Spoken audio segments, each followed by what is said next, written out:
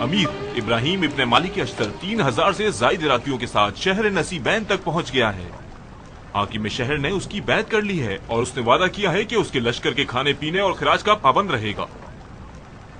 ہمارے راستے کی تھکن اترنے کا انتظار کرتے اس کے بعد ہی کے بیٹے کی خبر ہمیں سناتے۔ آپ پہ قربان جاؤں، آپ نے خود ہی سکھایا ہے کہ جنگ کی خبر نماز صبح کی طرح ہے، اگر دیر سے حرکت کرو گے تو قضا ہو جائے گی۔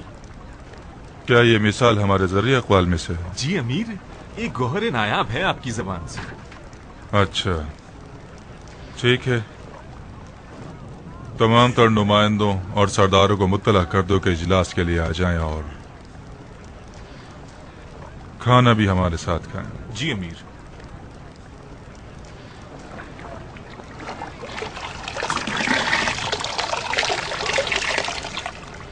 پھر کہاں گم ہو گئے؟ پھر اونٹ کے خواب کے بارے میں سوچنے مت لگ جانا، میرا دماغ خراب ہو جاتا ہے اس سے۔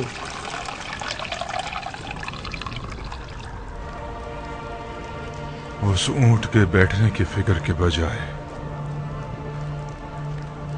اشتر کے کھڑے ہو جانے کی فکر میں پڑ گیا ہوں۔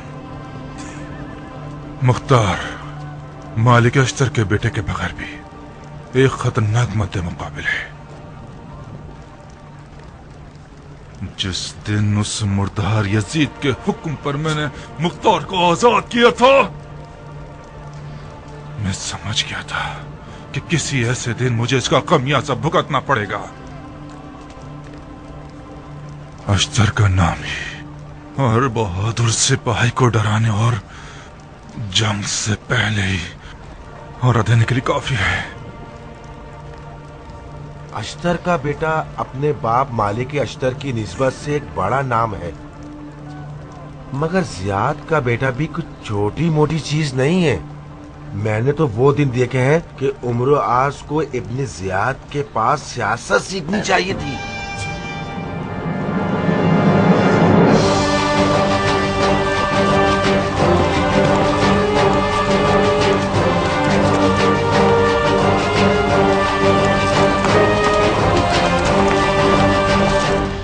امیر، شام کا لشکر نصیبین تک پہنچ گیا ہے اور ہم سے ایک منزل کے فاصلے پر پڑاؤ ڈال چکا ہے۔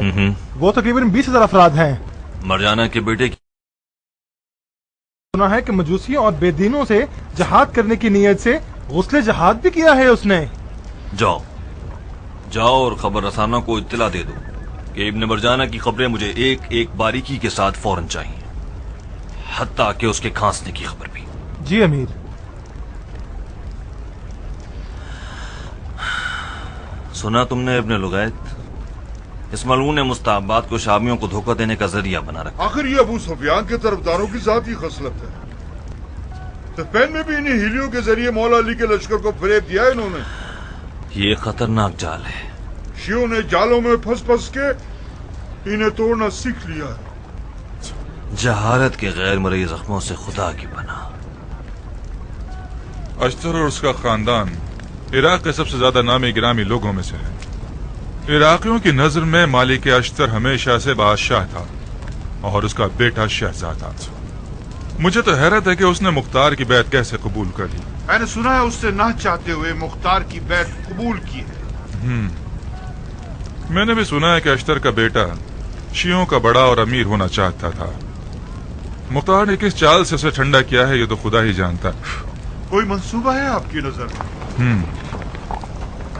ہمیں چاروں جانب سے اشتر کے بیٹے پر حملہ کرنا ہوگا۔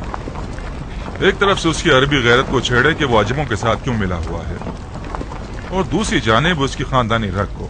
اگر عراق پر شیعوں کو حاکم ہونا چاہیے تو اشتر کا بیٹا اور اس کا قبیلہ اس کا زیادہ حقدار ہے کہ عجم لوگ یا ثقفی قبیلہ حکومت کرے۔ تیسری جانب اشتر کے بیٹے کی اردوگاہ ہے جو احتمالی مخالفتوں کے لیے تیار ہیں۔ کچھ ایسے باغی جو شامیوں کی مال غنیمت کی نیت سے میدان میں آئے ہیں۔ مجھے اطلاع ملی ہے کہ پچھلے جنگ میں انہیں زیادہ مال غنیمت نہیں مل سکا۔ چوتھی جانب سے وہی عام انداز سے جنگ کرنا ہے، لڑو تاکہ لڑیں۔ جب سبھی کچھ سوچا ہوا ہے آپ نے تو پھر پریشان کیوں ہیں؟